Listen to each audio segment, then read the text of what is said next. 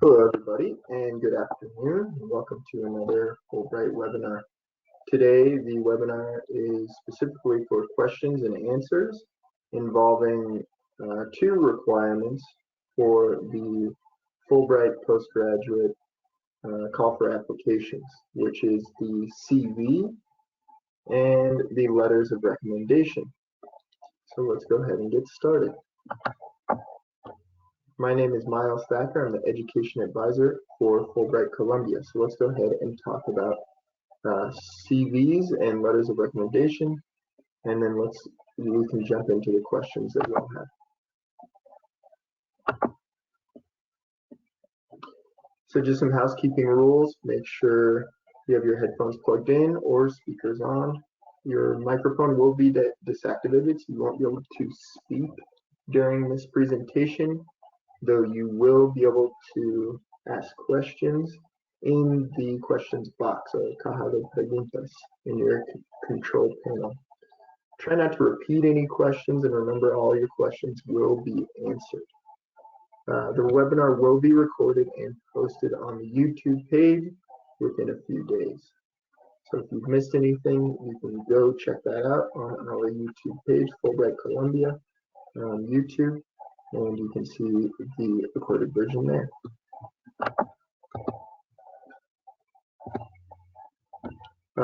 Let's go ahead and talk about the changes due to the global pandemic. We made a few changes starting the 6th of April, so make sure you download those terms of reference of your scholarship. The most recent ones, make sure that if you've downloaded those terms of reference, that it was after the 6th of April when we published it on our website, because those terms of reference has these changes in them. So first of all, the call for applications is extended to June 1st. It was May 4th, and now it's extended to June 1st. The next thing is English exams. So we are now accepting English exams taken starting June 1st, 2017. That's 3 years. Even though generally those English exams that we accept, including the TOEFL IBT, the TOEFL ITP, and the IELTS Academic, they're only valid for 2 years. But we are accepting those exams that were taken up to 3 years ago due to the global situation. For the GRE, we are accepting those test scores taken starting from June 1st, 2014, which is 6 years. And just so you know, ETS is offering a special at-home edition for the TOEFL IBT and the GRE exams if you haven't taken those yet. Also, I do believe that the IELTS, you can take the IELTS Academic online. It's called the IELTS Indicator, and you will, I believe you'll see news on that starting the 22nd of April. So keep your eyes peeled for that. Follow the British Council if you're interested in that exam for more information. Other documents that will not be required to apply due to the global pandemic are transcripts and your class ranking. So those are no longer a requirement for the application process, though those will be a requirement if you are nominated. So try and get a hold of those as soon as possible. Also, if you don't have your transcripts, you do need a document from your university showing your GPA, promedio. So you need to show your overall GPA with either an email, some sort of official document, something downloaded from your university that shows your final GPA from all of your studies, whether that's bachelor's, master's, doctor's. So any title that you have obtained, we need to see that GPA. There are also a few changes with a few more documents depending on your scholarship, so make sure you take a look at those terms of reference. Let's go ahead and talk a little bit about the CV, do a brief overview. So what we are looking for in your CV is that it's relevant, clear and concise. Okay, and just remember that people normally don't take very long looking at CVs. Sometimes even less than a minute to review your CV, and they'll only look at it once. So the more white space, the easier it is to read and follow, the better. And recommendation, the longer the CV does not equal more impressive. So actually the shorter you can make it is even better. In quality, we look at quality over length. So you really want to be precise with your wording on those CVs. Technical points of the CV, we want you to write those in English. We will not accept them in Spanish. A maximum of 3 pages. And these CVs do not require a specific format. If you're not sure which format to use, I've attached a template, a bullet template to this presentation. You can go ahead and download that, along with a few other resources. You can go ahead and take a look at those, including the CV checklist and some resources for CVs and letters of recommendation. But that is a nice, clean, clear example. If you go ahead and download the template, the bullet template for CVs. Now let's go ahead and talk about the letters of recommendation. You are going to have your recommender upload 2 letters of recommendation, and that will be through either a different link if you're using LostPal, or you will add the different emails directly in the platform if you're applying through LostPal. So depending on the platform, it's a little different how you ask for the letters of recommendation, but in both cases, the recommender needs to actually send their letter of recommendation directly to the platform. So the candidates are not allowed to upload letters of recommendation. They will need to be uploaded directly from the recommenders. These letters can be professional or academic, depending on your field of study. In general, it's good to have a mix of the two. These letters of recommendation can be in Spanish or English. If your recommender has a very good level of English, I would recommend doing it in English in case you get nominated, so you don't have to translate those documents for the universities. But the most important is that the letter is eligible and in either language that your recommender has a good level. There's no required format for these letters. So I've had a lot of questions of what the letter should look like and so on and so forth. So I'm going to show you one. Just so you know, these should be 1 page long. This is just a general letter of recommendation that has the date. You don't need to put Fulbright. You can say to whom it may concern. And you're going to have a letterhead. So if you look at the top, you have a letterhead. It's generally 1 page, maybe 2 pages maximum. I wouldn't have it any longer than 2 pages. Usually it's about 1 page. And then you have a signature at the bottom. And in this case, if for some reason you can't do a handwritten signature, your recommenders can't do that, you can do a digital signature as well. Just remember that this is a recommendation. It's not, none of this is actually a requirement. It's just recommended that this is what your letter looks like, especially if you move on to the next stage and you start applying to universities in the US. They might be more strict with the format. Also, there are, of course, 2 letters of recommendation for every scholarship you're applying to. If you are applying for Pasaporte a la Ciencia, we also ask a carta de presentación in the part of a professor or a researcher known by MinCiencias. So one of the 2. So the professor, if it's a professor, it's not necessary that they are recognized by MinCiencias. So just any professor, it needs to be a professor that is currently enrolled in IES, an institution, higher education institution in Colombia. And this letter needs to be in Spanish because you'll find the format in Anexo 4 in your terms of reference, the format, and it's in Spanish because we are going to give these letters of presentation directly to ISETEX, and ISETEX is a Colombian institution, so we want these letters to be in Spanish. On that note, with Pasaporte a la Ciencia, you will need to do the 2 letters of recommendation, just like all of the other scholarships, along with 1 carta de presentación. And this carta de presentación, yes, can also be written by one of your 2 recommenders. So one of your recommenders can write a letter of recommendation and the carta de presentación.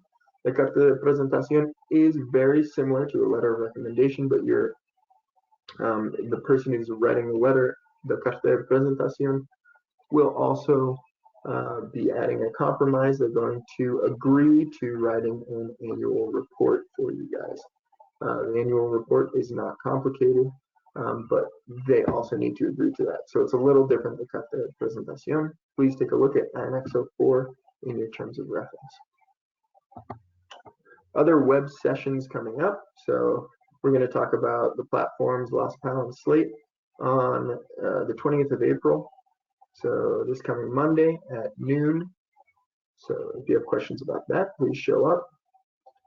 And then we're going to have general informative questions and responses the 22nd of April and the 29th of April on Wednesday. Also published just recently, actually on Thursday, April 23rd, it's not on here, but April 23rd at noon, same time, you can ask questions directly to the Executive Director, Adriana Gaviria, on this day.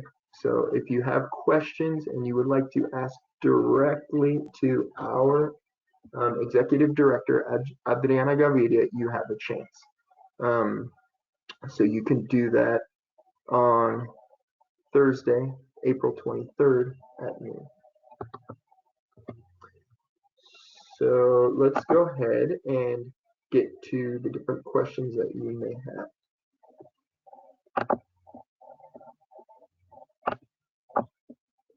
And just so you know, I will go up until 1 o'clock today. I will not go further than 1 o'clock.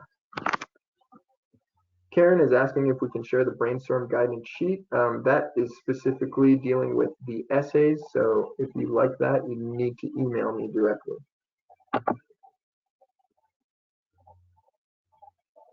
Deanna, can I send a letter of recommendation for someone who is not a teacher or employer? Yes, you can. Remember, there are no guidelines.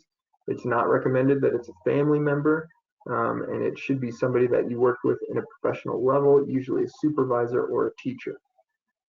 So it really depends on the person, but there are no strict guidelines on that.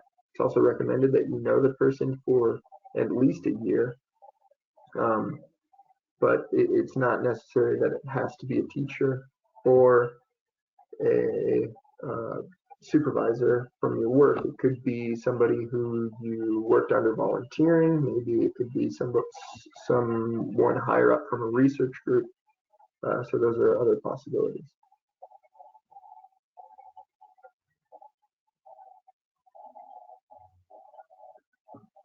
Francisco Reales, he's saying he studied 5 months in Canada. Would this be good to put in your CV?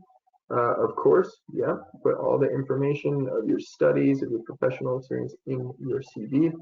If it's something that's not directly related to work or research or something that doesn't fit under your categories, you can always put it at the end of your CV saying other experiences. So it just depends on where you want to put that experience in your CV.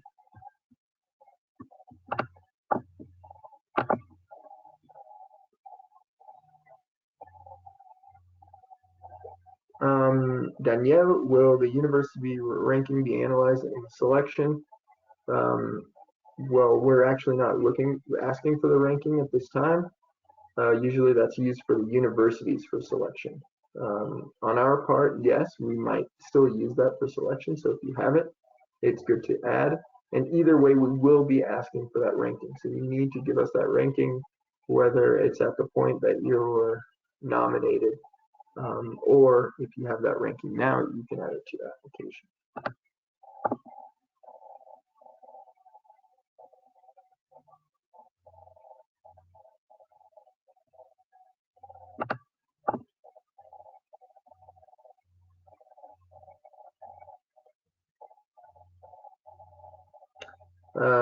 Juliet, she's asking if she can put au pair experience on her CV. Yes. So if you have a big gap in your CV, that's going to be really obvious for the people who are reading it if you have a 2-year gap. So it's really important to add any experiences that explains why you're gone for 2 years. An au pair is good experience because you were probably in the United States or another country, learning another language, getting used to another culture, which is very good for the Fulbright application.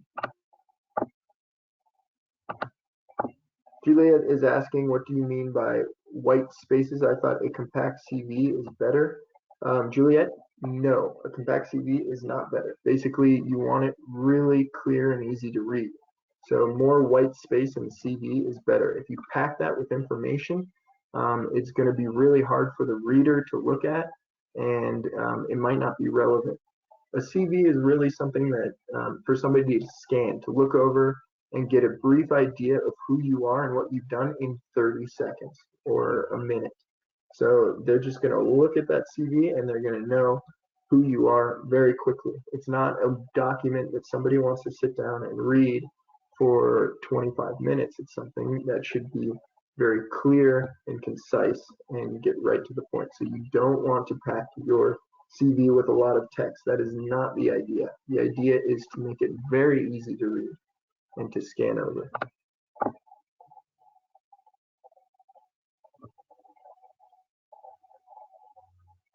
Deanna, I did an English course last year. Can I send a letter of recommendation from my English teacher?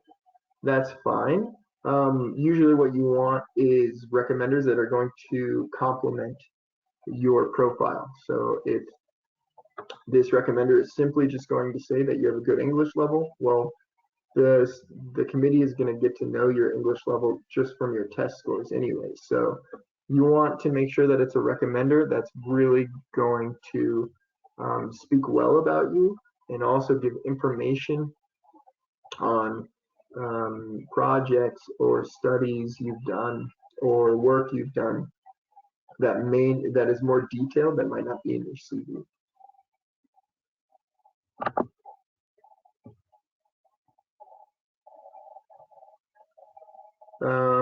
Emmy, do letters of recommendation need to have the format of company or university?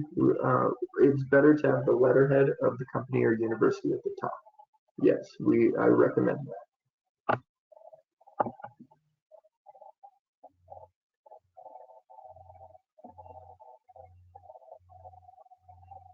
So Francisco is asking specifically for Pasaporte a la Ciencia, if it's better that the letters of recommendation are academic, or is it better to have one professional? Remember that it doesn't matter whether it's academic or professional. What's really important is that they speak very well on your experience and that they give details that are maybe not in your CV. It doesn't really make a difference which scholarship you're applying for, but it does make a difference which area of study you are applying for, because Pasaporte a la Ciencia is for all areas of study. So if you're applying to let's say Pasaporte a la Ciencia as a lawyer, okay, you're probably going to want to have a professional reference to show that you have been a good lawyer, and maybe an academic reference, or maybe 2 professional references. If you have only been doing research and you're a scientist, you probably only want academic references, such as research or from a professor. Okay, so it really depends on what you're studying and who is writing those letters. There is no guideline if they're professional or academic. You need to make that choice on your own, depending on your circumstances and your recommenders.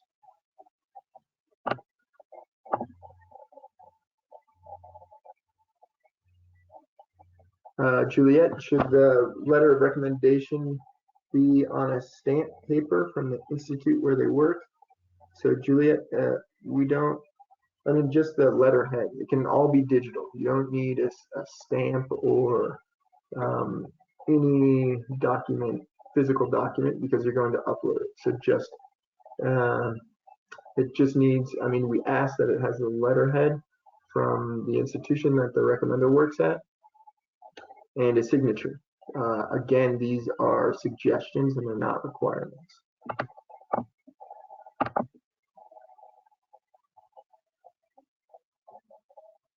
Danielle, is it possible to present a letter of recommendation of an international professor? Yes, it is. Oh, present letter, yeah, recommendation. But a letter of presentation, if you're Pasaporte de la Ciencia, that needs to be from a Colombian professor or researcher.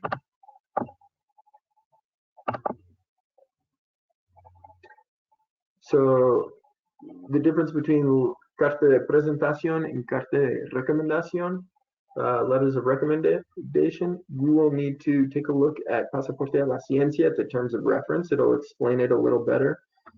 The cartas de recomendación are simply recommendation letters.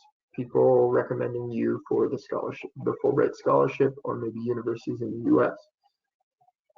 The carta de presentación is specifically for our associate ICETEX, and we need to give a report to them once a year per candidate. So we need that compromise from a professor, either a professor at a university or a researcher recognized by MinCiencias that works in the productive sector.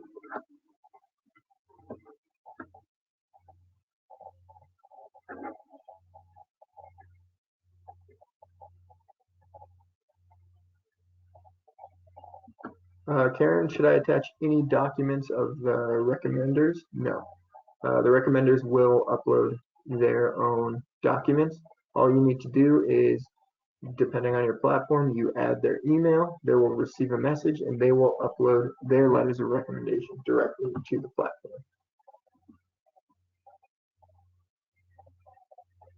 Juan Felipe, can the letters of recommendation be written by a workmate?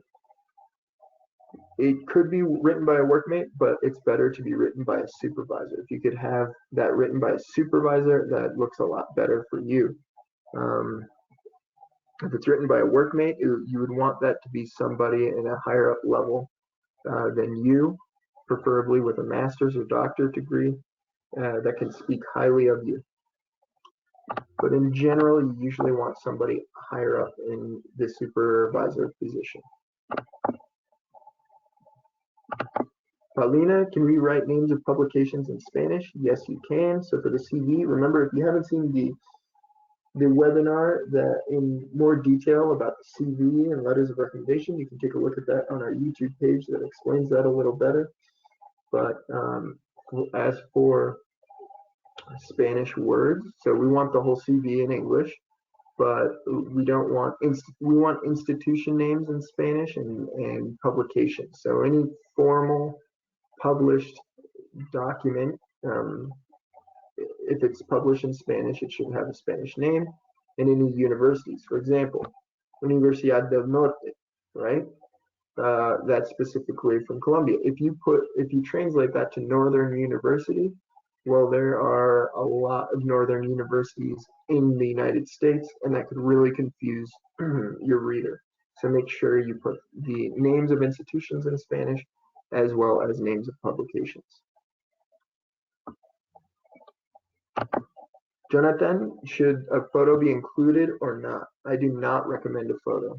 In the United States, we are not looking for your age, your ethnic background, and we don't want to see a photo because that could be biased. And sometimes in the United States, they need to reject an application if they see any of that information, because that would mean then that the selection process is no longer objective. So I strongly recommend not adding a photo or any background information. Question, should the carta de presentación be written in English? I answer that question. It should be written in Spanish. Can I send more than 2 letters of recommendation? I believe that in the platform you can send up to 3, but we only require 2.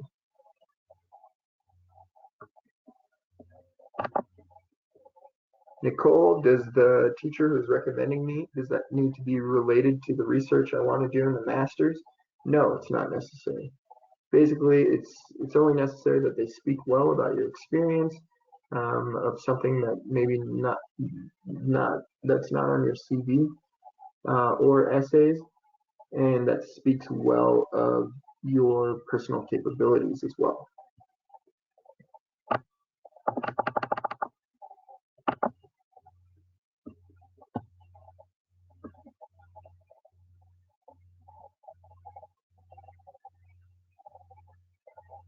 So we have a question from Ronnie.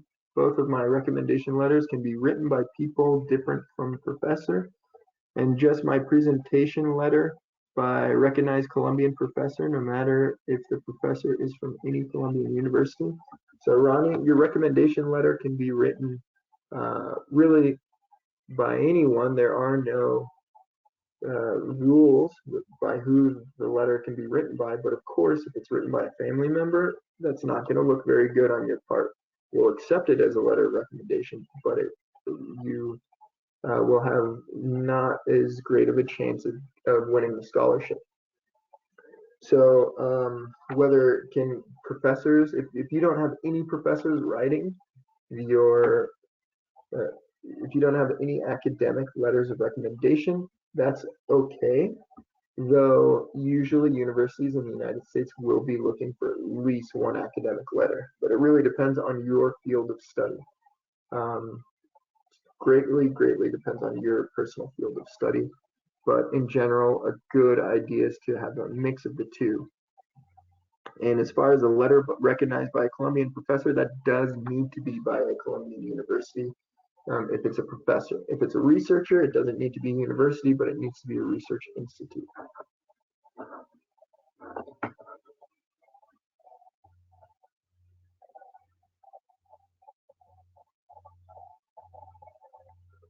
So Christian, you said you have 2 letters of recommendation from your master's degree program. Do they require a new letter addressed to Fulbright program? Should they have recent date?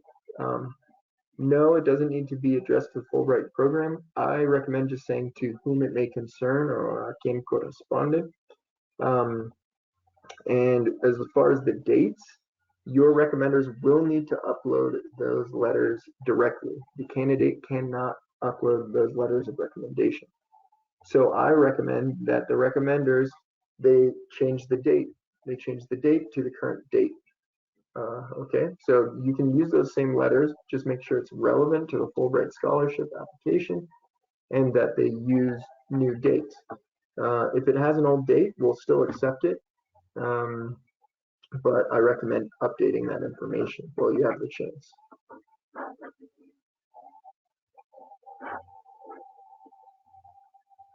Andres, where can we register for the webinar with Adriana Gaviria? That should be on our webpage, so you can go check that out. At the bottom of the homepage, you'll see charlas or sesión informativas. Do a click there, and the link should be right there.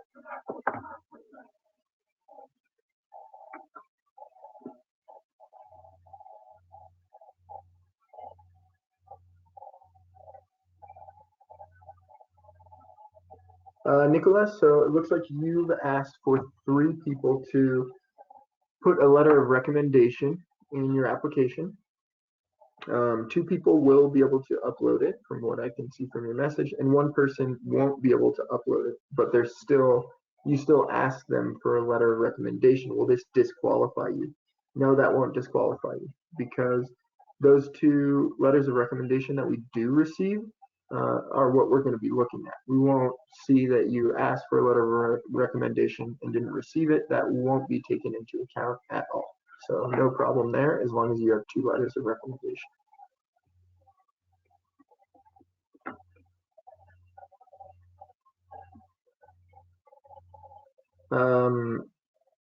We have a question. If one of my recommenders teachers doesn't work in my university. She's working at another university. Is that a problem? No, that is not a problem at all.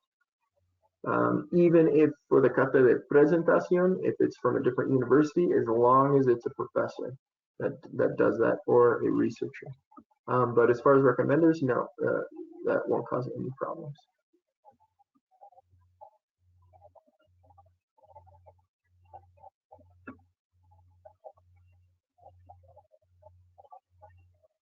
Ronnie is asking, I studied a year in Brazil. I'm going to put that on my CV. Well, I need some sort of physical support from that university. They'll probably send only digital document. Ronnie, we do not require any physical documents, especially at this time, but we haven't in the past 3 or 2.5 years that I've worked with Fulbright. We have not required a physical document to be sent for any of the convocatorias, call for applications. So you will not need to send any physical documents to the Fulbright house, and I refrain from that at this time. Make sure that you do upload all of your digital documents that we ask for. If it's related to a degree, you will need to upload your diploma from every degree that you've completed, and you will also need to upload one document. It's showing your GPA, your grade point average. Rena, we answered that question. Can the letters of recommendation be in Spanish? They can be in Spanish or English.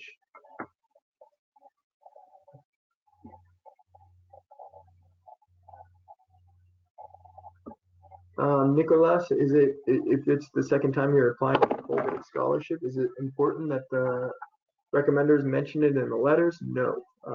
You don't need to mention that anywhere in your application that you are, or actually I do, maybe in last pile they'll ask if you've applied before.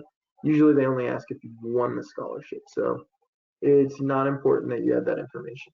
And remember, you can apply every single year. If you don't win the scholarship this year, you can apply next year and next year and next year, and we will not hold that against you whatsoever.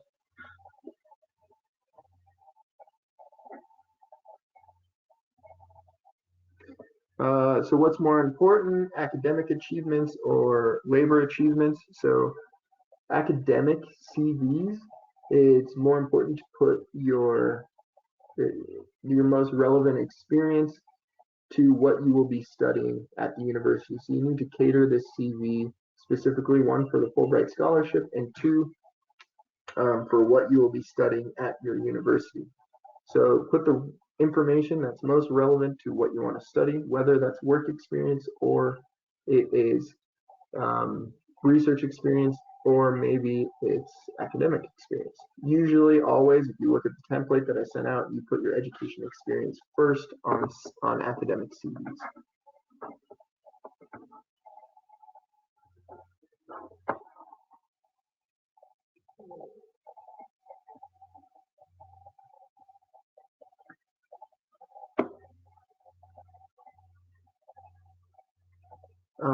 Jennifer, how extensive should the profile be on the CV compared to experience details? I guess I don't understand that question. If you could reframe that question. Paula, is the IELTS indicator a valid exam? Yes, it will be, as long as it's through IELTS. We're still going to receive those results. You're still going to have the registration number that you can put on your application, and we will take those exams. Andres, some American universities have CV models like Harvard. Do you recommend to use models to the Fulbright application? Well, I have one attached to this webinar. You can download it, and that is actually one that Harvard recommended, and I really like it. It's very clear and clean. You can read it. It's plain font, not too much bold. So you can take a look at that, but you can use really any format that you feel comfortable with. So there is no special format to use, but you can take a look at the one that I've attached to this webinar.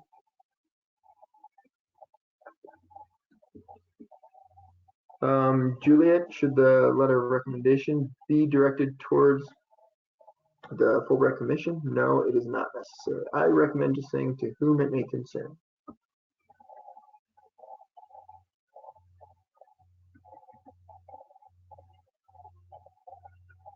Sebastian, is it necessary to include references in the cover letter? There is no cover letter that we're asking for. We are asking for letters of recommendation and a CV, which is hoja de vida. We don't ask for a cover letter.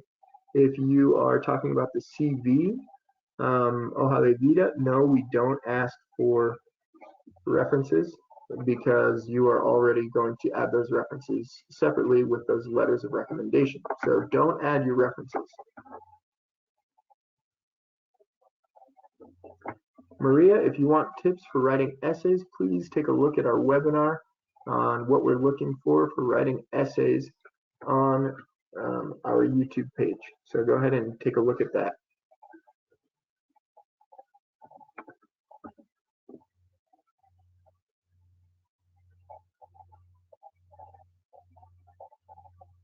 Andres, so related to professor affiliation letter, I'm guessing you're applying for Pasaporte a la Ciencia, and you're asking about the anexos for this professor for the carta de presentación. I'm guessing that's what you're asking about. You're saying related to the professor affiliation letter, is there another way to demonstrate this? Right now, some areas of my university are not working and are working different as usual. So that's a good question, Andres. If you check out the terms of reference, we have amended that. So we're not asking for the letter directly from an institution because we know that most of the institutions are closed right now. But what we are asking is the person who is the professor asks a higher up, so any supervisor, any higher up of that professor, to just write a letter. Write a letter, a brief letter explaining that this professor is enrolled in your institution as a professor half-time or more than half-time. So you don't need an official letter from the university, as we know that most of the universities are closed. So remember to take a look at the new terms of reference that were published on the 6th of April, because they do have amendments to those different requirements.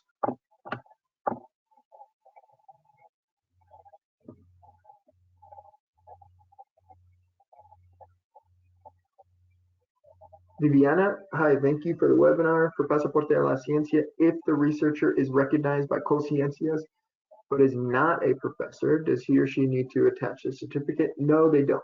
But they do need some sort of certificate or note saying that they are working in the productive sector for Ciencias. So they'll need a letter from their institution, or in this case, because of what's happening with the pandemic, any higher up, anybody that works with them in their research lab that's a supervisor that can write a letter saying that, yes, they work for Ciencias, they do research in the productive sector.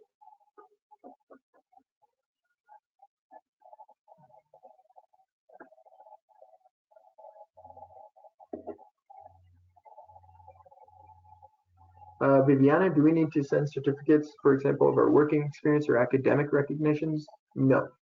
Do not send or add any documents that we are not asking for in the application. If you are nominated and for some reason we need these documents, we will ask for them later on. But right now, just to apply, just add only the information that we're asking in the terms of reference. No more, no less.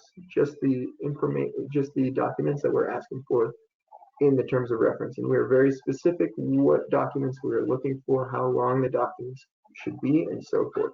So just the documents we're asking for. We don't need any extra certificates.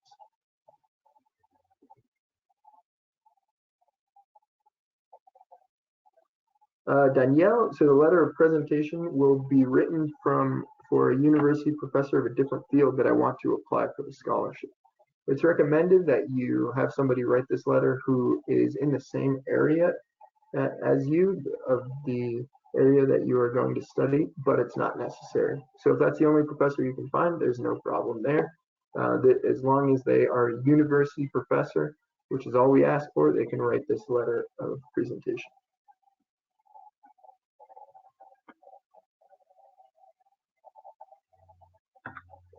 Andres, so if you are able to upload 3 letters of recommendation successfully with LostPal, Will the committee read all three or just two? The committee will more than likely read all three. They're not required to. They may only read two, but they will probably read all three, and they will all be taken into consideration. Andres, should I put my GPA in my CV? This is a good question.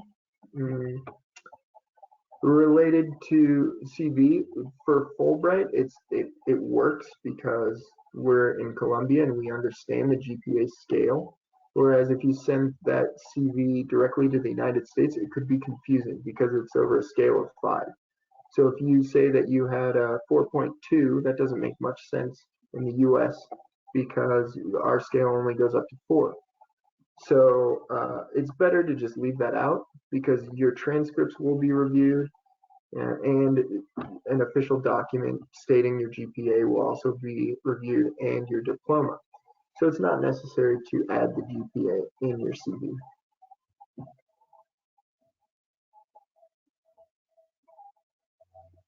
Gustavo is saying you're a professor in a public university. Can you participate in a doctorate degree in education? Well, if you meet all the requirements, if you have a bachelor's degree, a master's degree, or 2 years of research experience, and you fulfill all the Fulbright requirements, yes, you can apply.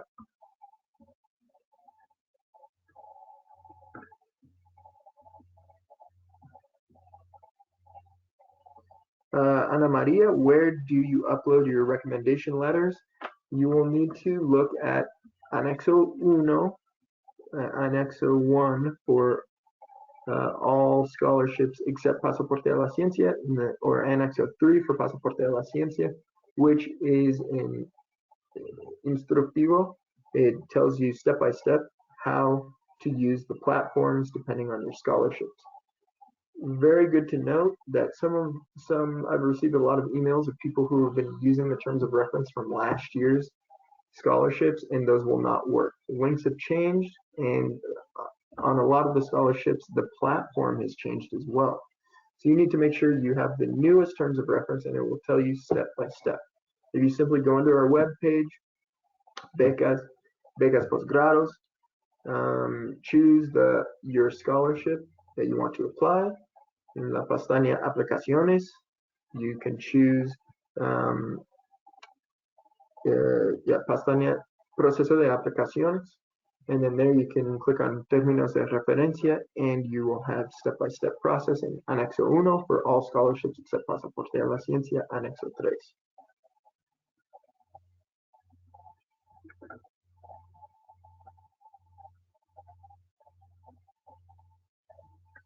Danielle, I already answered that question. Yes, you can use a letter of presentation if it's from or recommendation if it's from a different university other than your own. If the professor is from a different university other than your own.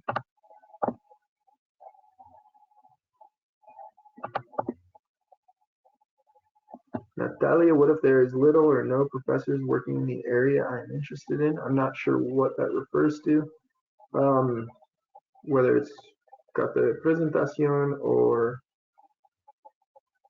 carta de recomendación. But in all forms, the person who writes your letter of recommendation or letter of presentation, they don't necessarily need to be related to the field that you want to study. They just are giving you reference. So they're talking about qualities of who you are as a person and who you are as a worker, as an academic, as a professional. It's not necessary that they talk about what you're going to study because you haven't studied it yet.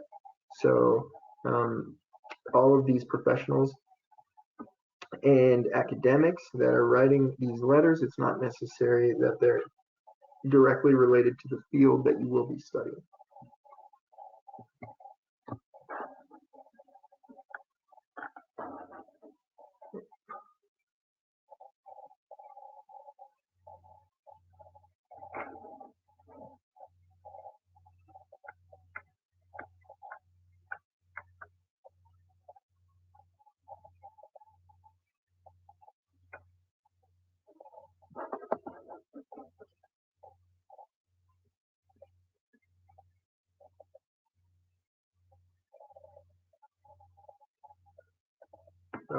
Juan Felipe, do you need to translate the titles of the universities in the CV? For example, pregrado is bachelor.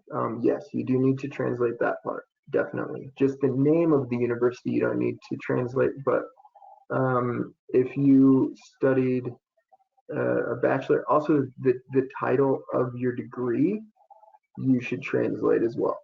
But the name of the school, you should not translate. So if you say bachiller, oh no, not bachiller, but pregrado in ingeniería, right? Ingeniería. Basically, that won't make sense. So you need to say engineering, bachelor in engineering. So if it's the title of your degree, you will need to translate that.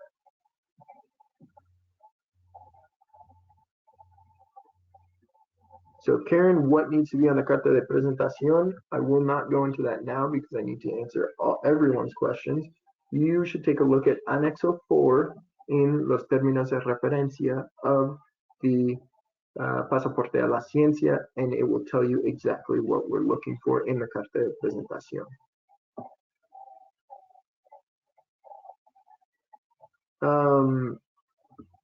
Nicole, are short virtual courses relevant to include in the CV? If you think it's relevant, include it. If you think it's just an extra course that's not relevant to what you want to study or to what you have studied, then I would not include it. That's up to you.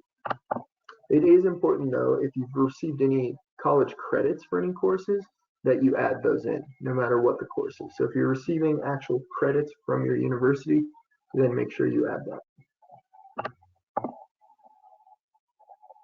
Daniela, do you offer personal advisory to check letters and give recommendations? Unfortunately, no. We have a lot of people who are applying for these scholarships, so we can't give personal feedback on your application, which is why we offer the webinars.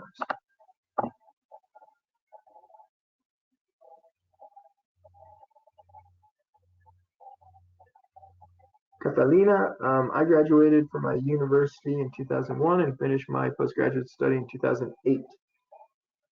Will it be okay to only present professional recommendations? Yes, that's fine. There's no problem there.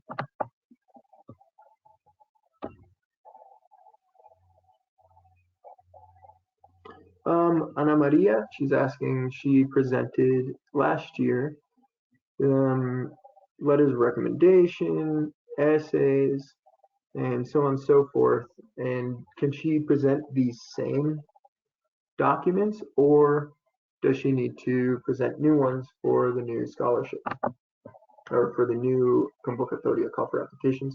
It's not necessary that you create completely new letters of recommendation and a completely new essay, but I would certainly take the time to look over the essay, especially because we have the scholarship open, or the call for applications open until the 1st of June now, so you have some time to look over those essays and look over those letters. I would strongly recommend revising them as much as you can, but you don't need to change them completely now.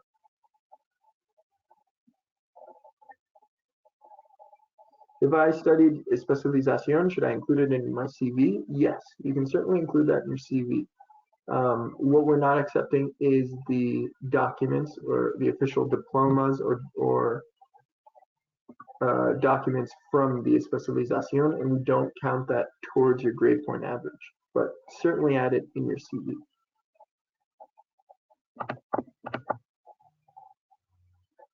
Marcella, can I send you my CV and email to look over it? No, I cannot look over any of your personal documents because there are a lot of applicants and that would take too much time. So, which is why I'm giving these webinars with specific examples and supports to help you out. If you make sure you download those supports, those documents that I added to this presentation, and if you haven't already, take a look at the recorded version of the webinar that I presented on CVs, letters of recommendation, essays, different exams that we're accepting. Okay.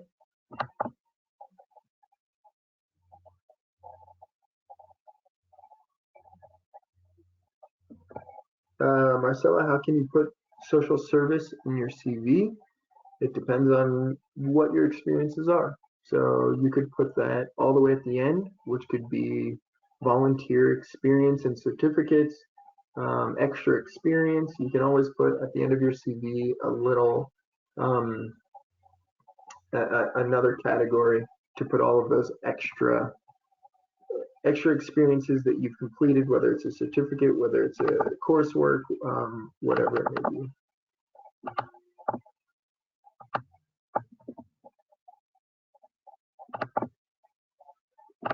It doesn't need to be a certificate. So the certificate is an example.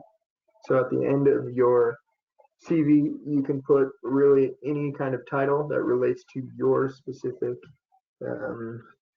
experiences, to your extra experiences. So if it's, I mean, you can put scuba diving certification, you can put English course, you can put volunteer experience from this date to this date. It just depends on your experience and what you want to put in your CV and how many experiences you have. Marcella, yes, you can put your social service without a certificate. No certificates are actually required.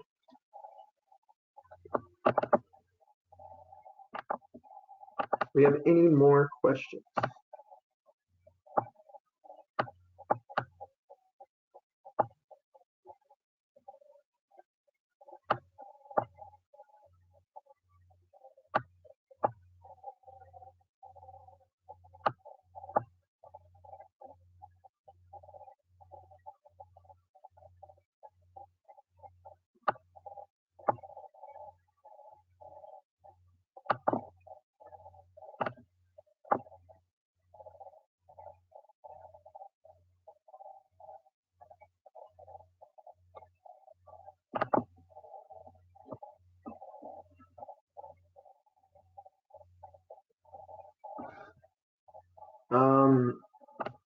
Nicole, I believe you entered the conversation a little late. No, we do not want you to add any photos in the CV. You can, I mean, it's not, we won't,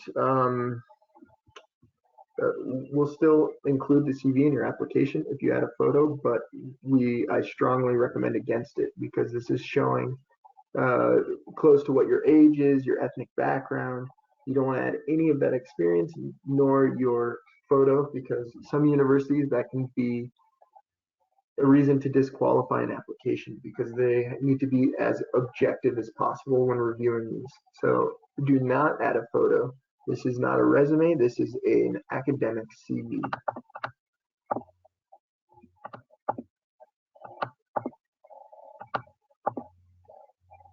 Is there any format for volunteering certificates? No, there is no format. There is no specific format actually for anything that you put in your CV. But I would recommend that you make, if you have a bunch of certificates from a bunch of different things, you can just simply have a section in your CV that's certificates. If you have certificates in volunteer experience, you can do certificates in volunteer experience. If you just have a bunch of other experiences and no certificates, you can put other experiences. So it's really up to you which sections you add. The final date to apply for the call for applications is June 1st, 2020.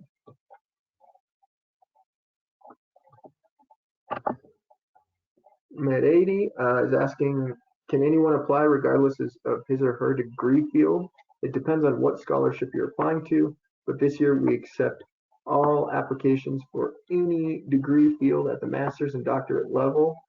Unless it is a master's in business administration, MBA, we do not accept people who are applying to that field, nor do we accept people who work directly with patients in clinical health, whether you're working with animals or humans, due to restrictions of the visa that we offer.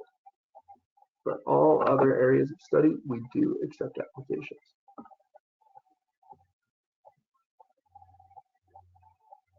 Okay, Marcela, so you said you sent an email with that question.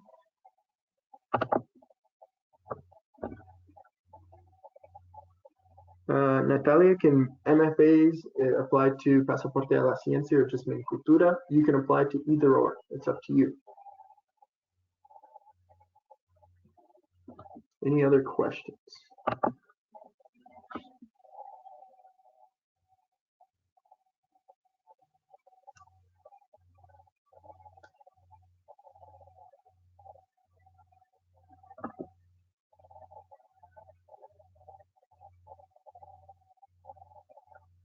Juan Felipe, I have an unfinished bachelor's degree. Should I include that in my CV?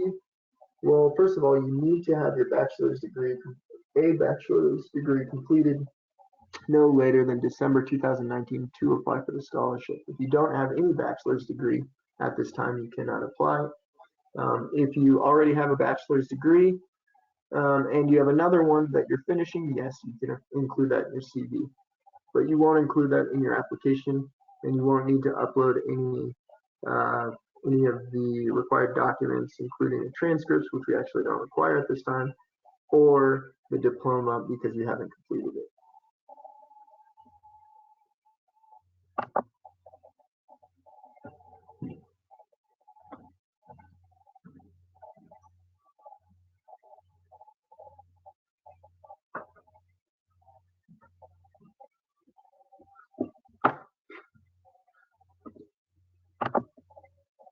I have an unfinished bachelor. Should I include that in your CV? Yes, include it in your CV with the date that you will finish or the year that you will finish that bachelor's degree.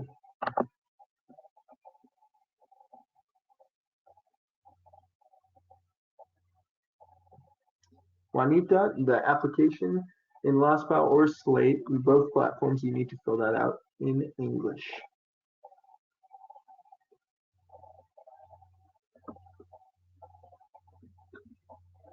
Okay, I'm going to conclude this webinar for today. Thank you for joining me. If you have any questions about the platforms, LastPal or Slate, I will have another webinar at noon on Monday. And also, I will have another just for general questions and answers on Wednesday. And then on Thursday, that will be questions and answers with Adriana Gaviria. Thank you so much for joining me today. Have a lovely afternoon, and I will talk to you soon.